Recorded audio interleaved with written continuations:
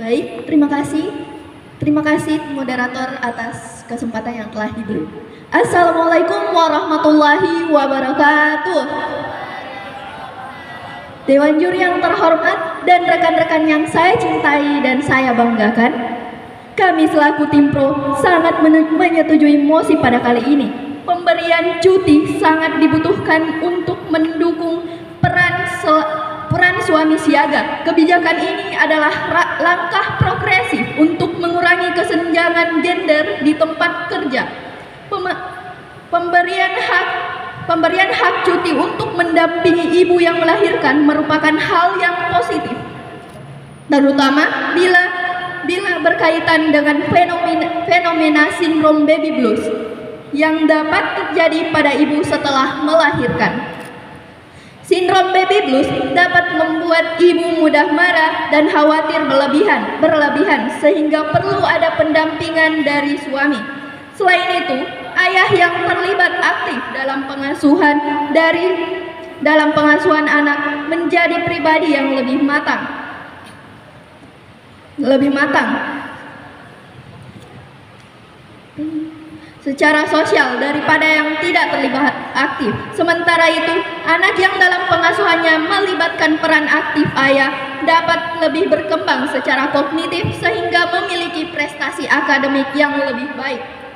Dewan juri yang terhormat, Menteri Pemberdayaan Aparatur Negara dan Reformasi Birokrasi atau PANRB, Abdullah Azwan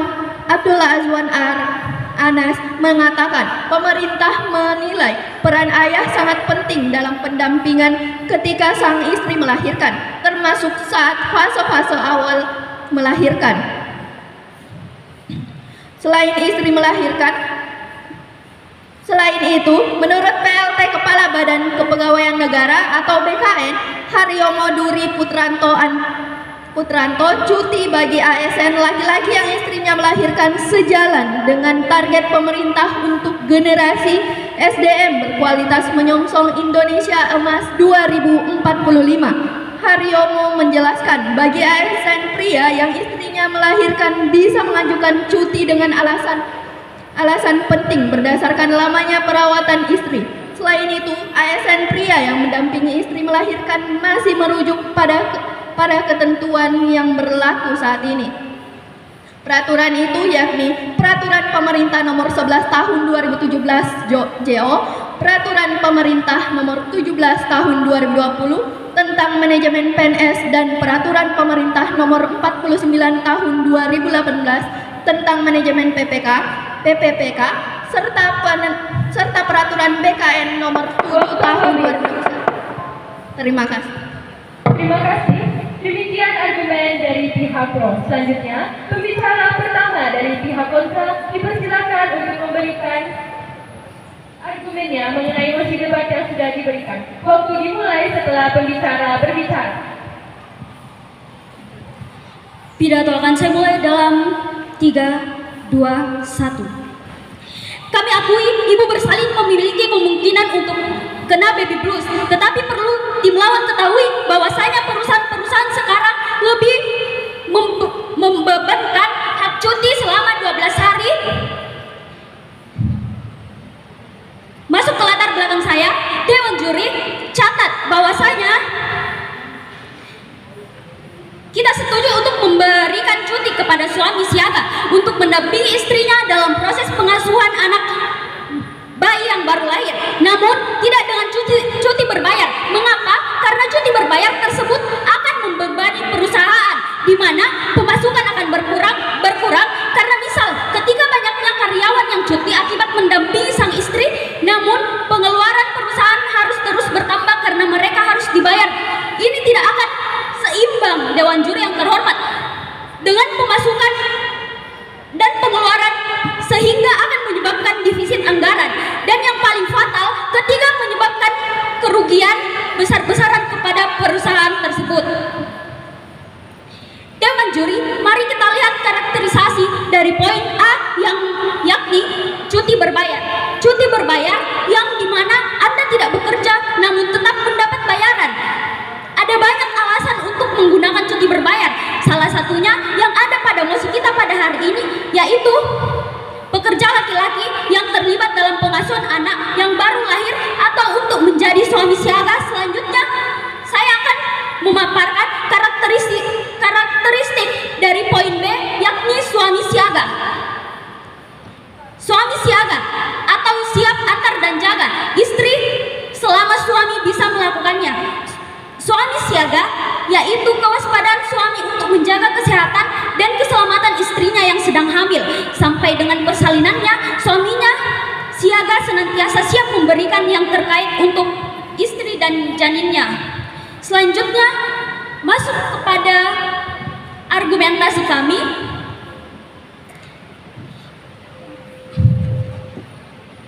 Pada poin A, apakah mereka yang cuti layak mendapatkan cuti berbayar?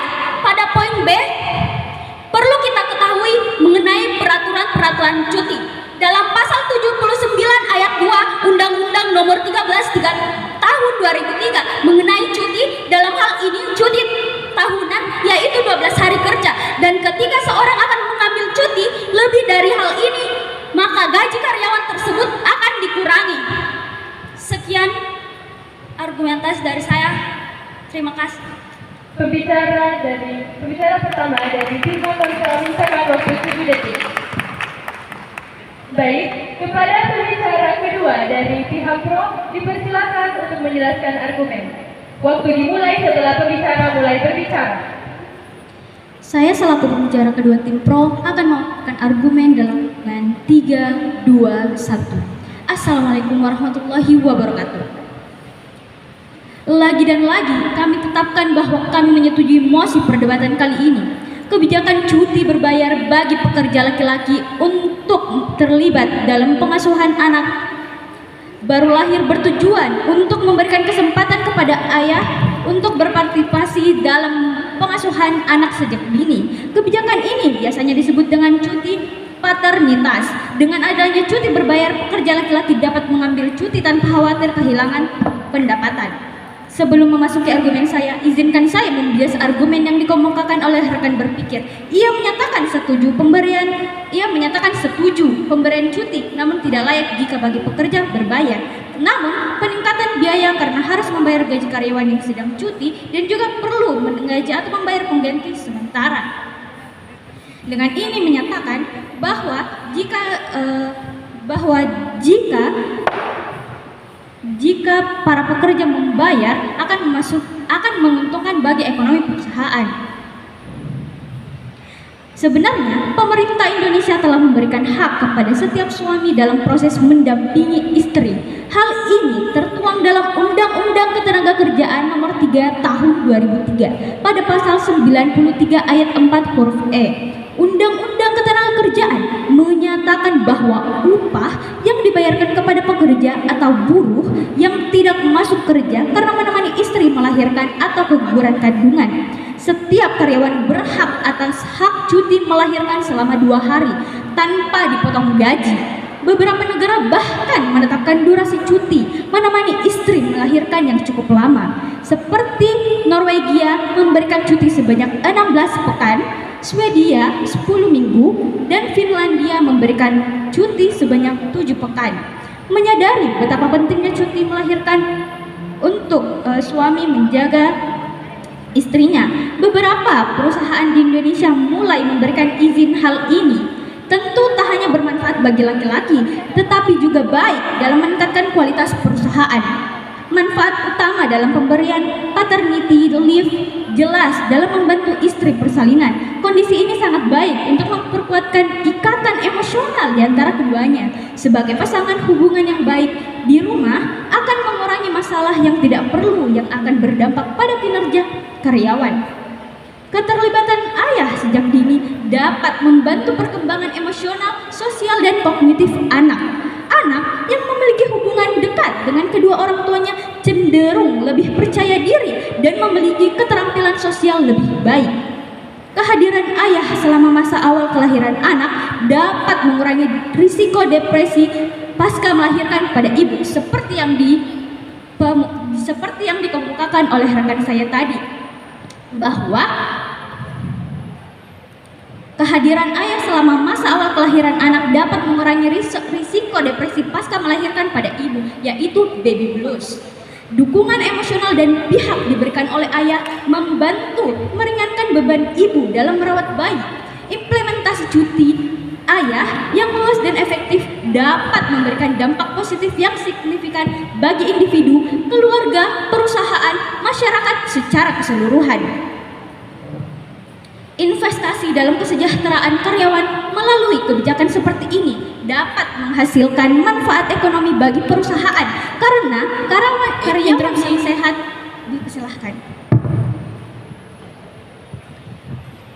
Dewan juri, kami akui bahwasanya suami itu memiliki hak atau laki-laki itu memiliki hak untuk cuti karena sebagai suami siaga. Akan tetapi yang kami permasalahkan adalah hal itu tidak perlu untuk dibayar kembali, Dewan Juri yang terhormat. Seperti yang kita lihat, perusahaan-perusahaan sekarang telah memberikan waktu 12 hari dalam per tahun untuk cuti, dan itu bisa diambil dalam menangani baby blues. Baik, saya lanjutkan.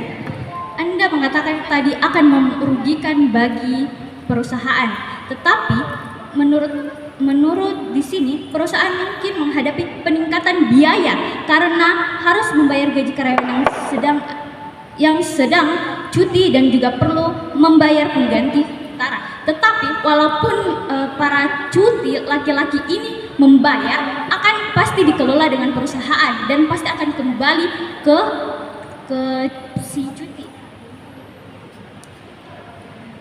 Investasi dalam kesejahteraan karyawan melalui kebijakan seperti ini dapat menghasilkan manfaat ekonomi bagi perusahaan karena karyawan yang sehat dan bahagia lebih produktif dan berkontribusi lebih banyak pada kesuksesan perusahaan. Dengan demikian, perusahaan yang mendukung cuti ayah tidak hanya membantu karyawan tetapi juga meningkatkan kualitas internal dan eksternal perusahaan. Kebijakan ini menciptakan lingkungan kerja yang lebih manusiawi dan berkelanjutan yang pada akhirnya menguntungkan semua pihak yang terlibat. Saya sebagai tim pro bangga atas argumen kami. Terima kasih. Selanjutnya, pembicara kedua dari pihak kontra dipersilakan untuk memberikan argumennya. Waktu dimulai setelah pembicara mulai berbicara. Baik, debat saya akan dimulai dalam 3, 2, 1. Dewan Juri yang terhormat, saudara saya mengatakan jika para pekerja dibayar ini akan menguntungkan perusahaan. Faktanya Dewan Juri yang terhormat, ini akan merugikan perusahaan dikarenakan ini akan menambah pengeluaran dan minimnya pemasukan. Dan satu lagi Dewan Juri yang terhormat, pembicara dua dari tadi membahas tentang baby blues, Dewan Juri yang terhormat. Padahal kami sudah mengatakan bahwa dalam pasal 79 ayat 2 Undang-Undang Nomor 13 Tahun 2003 mengenai cuti dalam hal ini, cuti tahunan yaitu 12 hari, Dewan Juri yang terhormat. Dan ini kami rasa sudah sangat cukup untuk untuk suami menemani sang istri, Dewan Juri yang terhormat. Saya lanjut argumentasi saya. Yang pertama ialah mengurangi pemasukan perusahaan malah menambah pengeluaran. Mengapa Dewan? Interupsi. Silahkan saudariku. Interupsi belum dapat dilakukan. Saya tolak saudariku. Baik, saya lanjut. Mengurangi pemasukan perusahaan malah menambah pengeluaran. Mengapa Dewan Juri yang terhormat? Pertama, dalam suatu perusahaan tentunya telah mengatur berapa pemasukan akan diterima dan berapa pengeluaran pada perusahaan, sehingga ketika adanya cuti berbayar ini akan merugikan di sisi kami dan di perusahaan itu. Silahkan saudariku.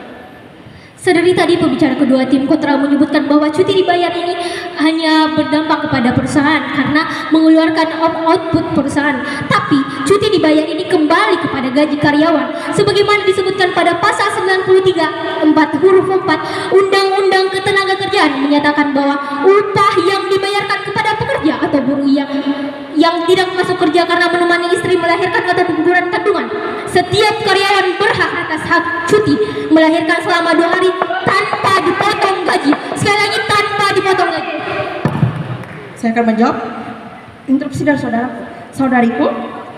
Perlu saudariku ketahui bahwa saya sudah mengatakan dari tadi bahwa hal ini cuti tahunan yaitu 12 hari, dan ketika melewati 12 hari itu maka ini akan mengurangi gaji. Dewan Juri yang terhormat, saya lanjut. Di sisi kami tidak melarang pengambilan cuti bagi suami siaga karena kami menaati regulasi yang yaitu pasal 6 ayat 1 Undang-Undang KIA menyebutkan bahwa seorang suami dan keluarga berhak mendampingi istri yang baru saja atau tengah melawan masa persalinan, di mana bunyi pasal 2 suami berhak mendapatkan hak asuh 2 hari dan maksimal 3 hari untuk mendampingi istri yang melahirkan, maksimal 3 hari. Saya mengatakan tadi Dewan Juri yang terhormat ada cuti tahunan yaitu 12 hari masuk, yaitu dari regulasi yang ada Dewan Juri kami memberikan cuti namun tidak berbayar sehingga akan menciptakan check and balances antara suami dalam keluarga dan perusahaan tetap terjaga. Di sisi kami memberikan cuti maksimal 12 hari ini sebagai bentuk dari perusahaan untuk kesejahteraan keluarga dan tidak ada tumbalan 12 sudah cukup untuk peran dan lebih dari itu dipotong.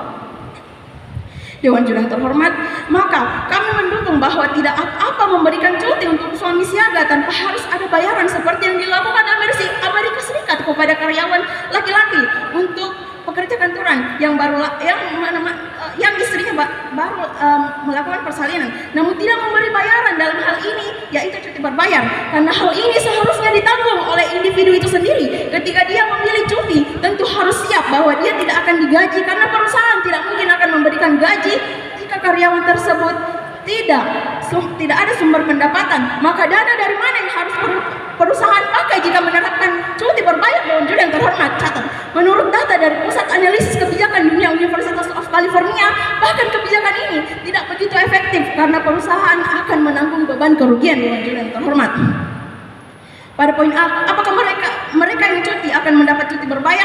Karyawan akan diberi upah apabila dia bekerja. Dewan Juri yang terhormat, catat, mari kita bayangkan jika sebuah perusahaan terus-menerus membiayai karyawan cuti, lama-kelamaan akan membuat perusahaan tersebut defisit anggaran.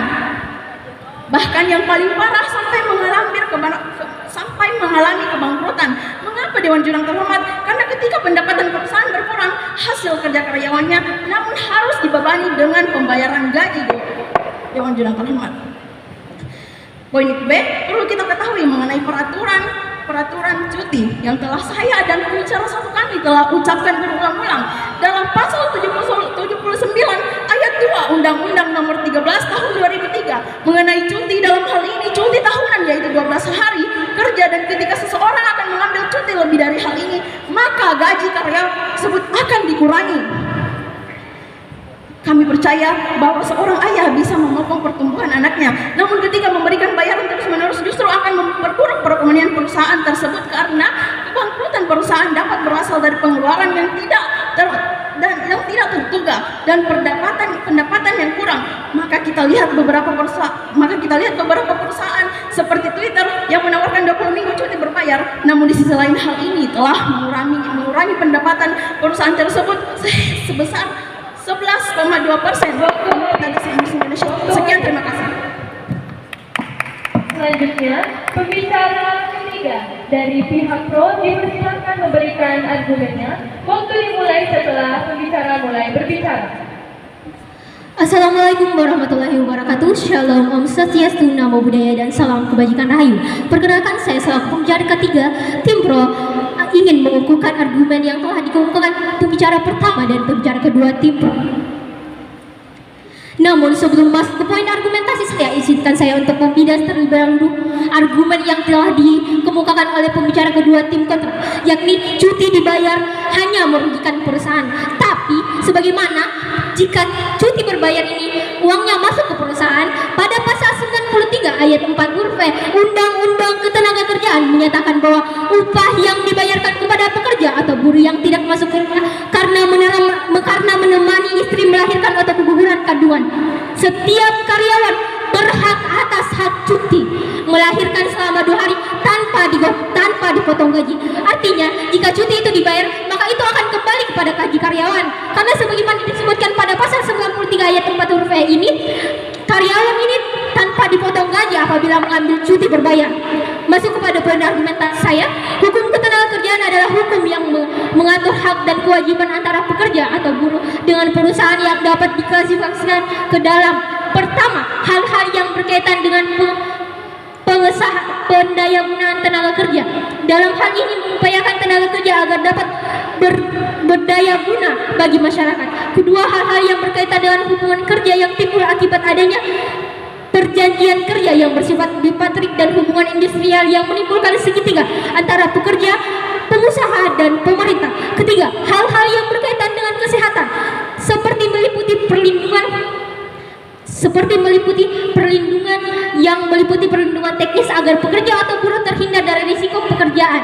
Yang keempat, hal-hal yang berkaitan dengan perlindungan ekonomi seperti jaminan kecelakaan, dana pensiunan, dan lain hal sebagainya. Yang kelima, hal yang berkaitan dengan penyelesaian perselisihan hubungan industrial dan pemutusan hubungan kerja yang diselesaikan secara bipatrik, konsiliasi, mediasi, arbitrase, pengadilan hubungan industrial, dan Mahkamah Agung.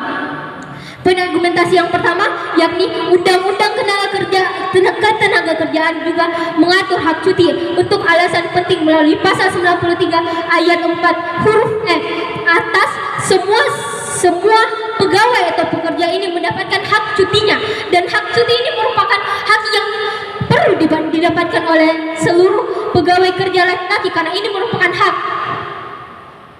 Sebagaimana pasal 93 ayat 4 menjelaskan, pekerja yang menikah mendapatkan bayaran selama 3 hari, menikahkan anaknya mendapatkan bayaran selama 2 hari, menghitankan anaknya mendapatkan bayaran selama 2 hari, membaptis anaknya mendapatkan bayaran selama 2 hari, istri melahirkan atau keguguran mendapatkan bayaran selama 2 hari. Sekali lagi ditekankan, istri melahirkan atau keguguran mendapatkan bayaran selama 2 hari. Sebagaimana yang telah tadi disebutkan oleh pembicara tim kontrak bahwa cuti dibayar ini hanya padahal uang yang dibayarkan kepada perusahaan ini kembali dikeluarkan untuk karyawan tersebut.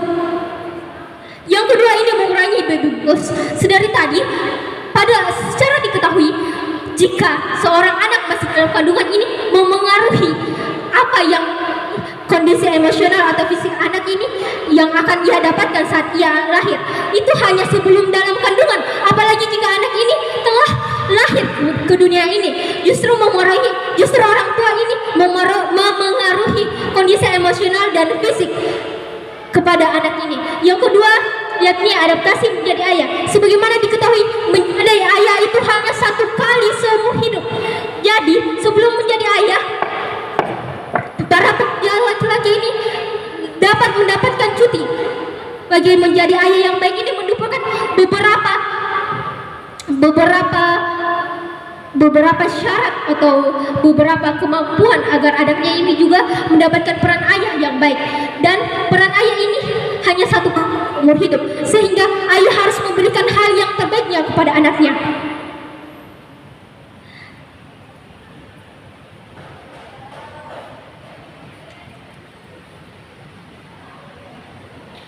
Sekian argumentasi saya ngaku tim pro bangga atas argumen kami. Pembicara dari pihak pro menyisihkan waktu 17 detik. Selanjutnya, pembicara ketiga dari pihak kontra dipersilakan untuk memberikan argumennya. Waktu dimulai setelah pembicara mulai berbicara.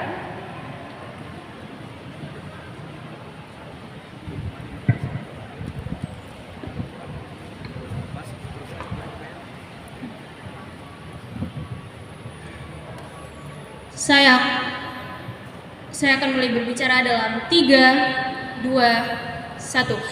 Kami akui bahwasanya semua orang memiliki hak untuk cuti, tapi bukankah hak cuti itu telah diberikan oleh perusahaan pada pasal yang dimana dituliskan pada pasal 7 ayat 2 yang dimana telah diberikan batas cuti selama 12 hari per tahun.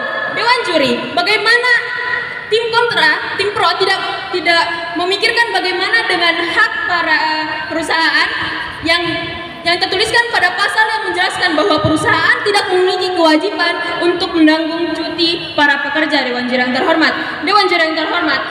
tim pro juga tidak menjelaskan batas waktu spesifik mereka membutuhkan berapa lama. Dewan juri yang yang terhormat. Apakah mereka butuh 30 hari dan tetap dibayar Dewan Juri yang terhormat? Sedangkan kami telah menjelaskan bahwa kita telah diberikan hak 12 hari untuk cuti Dewan Juri yang terhormat.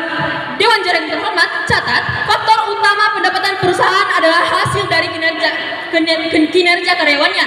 Setiap perusahaan telah mengatur pengeluaran dan pemasukan perusahaannya sendiri.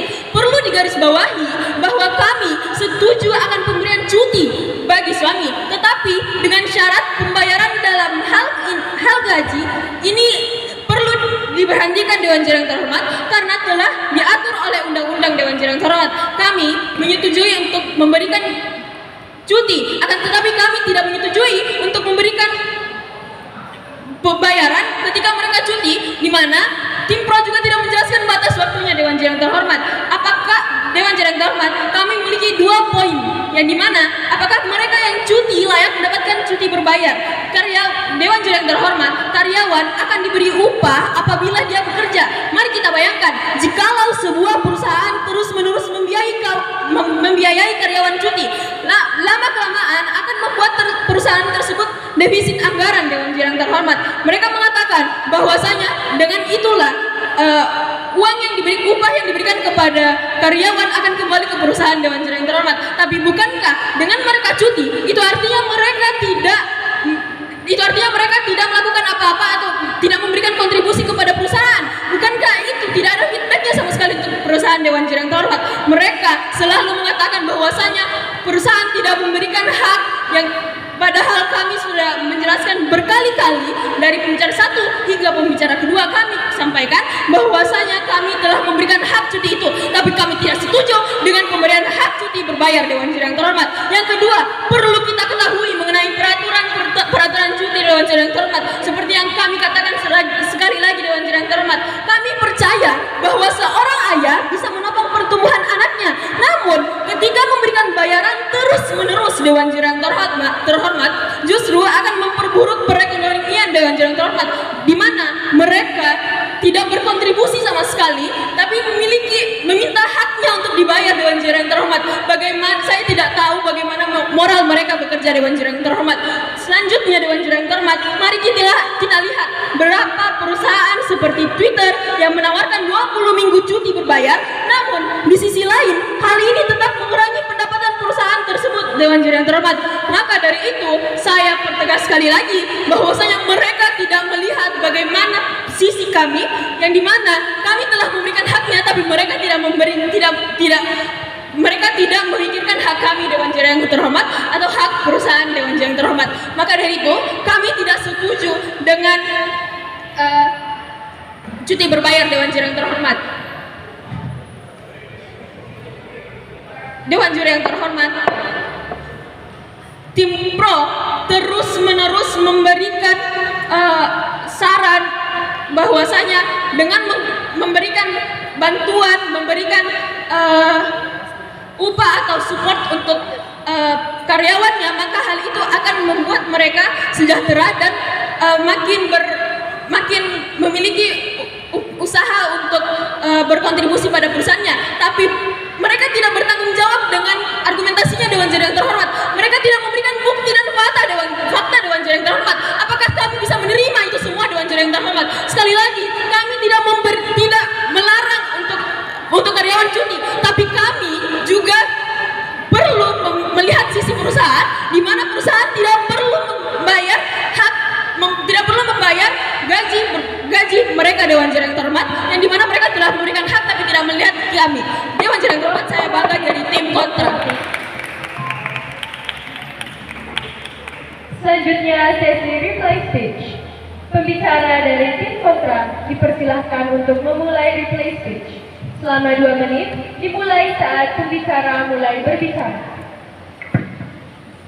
Baik, pidato saya akan saya mulai dalam 3, 2, 1. Dewan Juri yang terhormat, sampailah kita pada penghujung debat hari ini.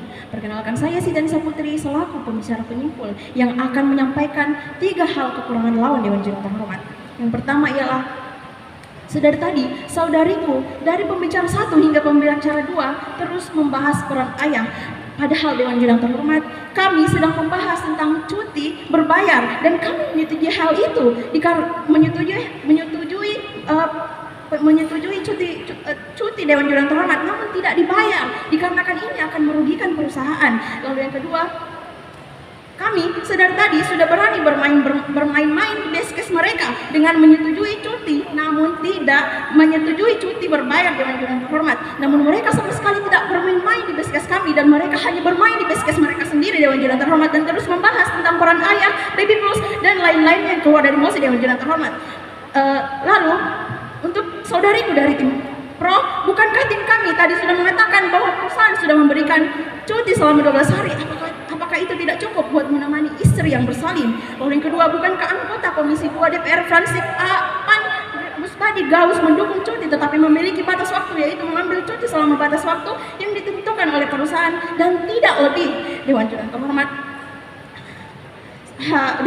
sekian dari sekian dari saya. Wassalamualaikum warahmatullahi wabarakatuh. Pembicara dari pihak kontrak. Selanjutnya, kepada tim Pro, pembicara dari tim Pro, kami persilahkan. Waktu dimulai ketika pembicara mulai berbicara.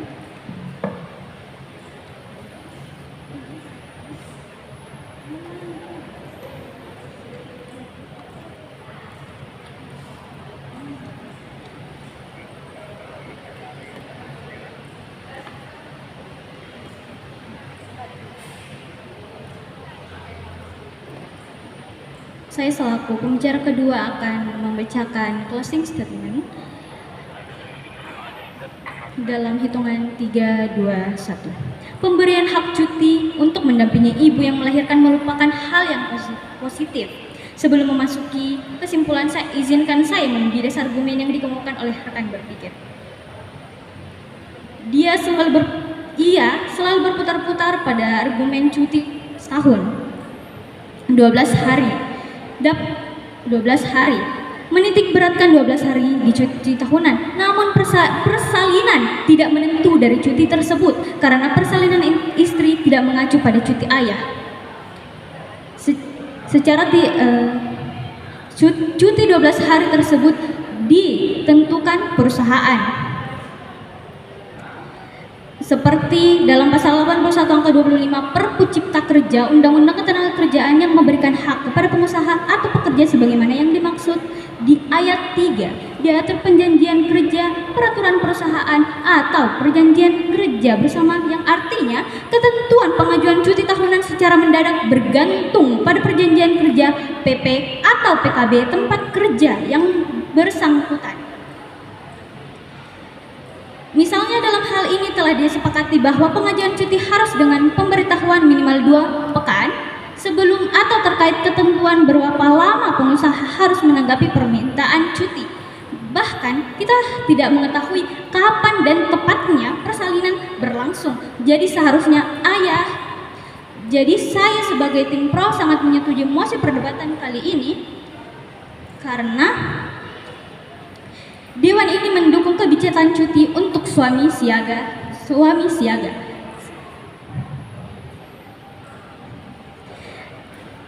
Dan rekan berpikir mengatakan bahwa kami tidak menyatakan pemberian cuti selama pemberian waktu. Bahkan pada pasal 93 ayat 4 ketentuan menyatakan upah dibayarkan. Waktu habis. Terima kasih. Itulah tadi sesi replay speech dari kedua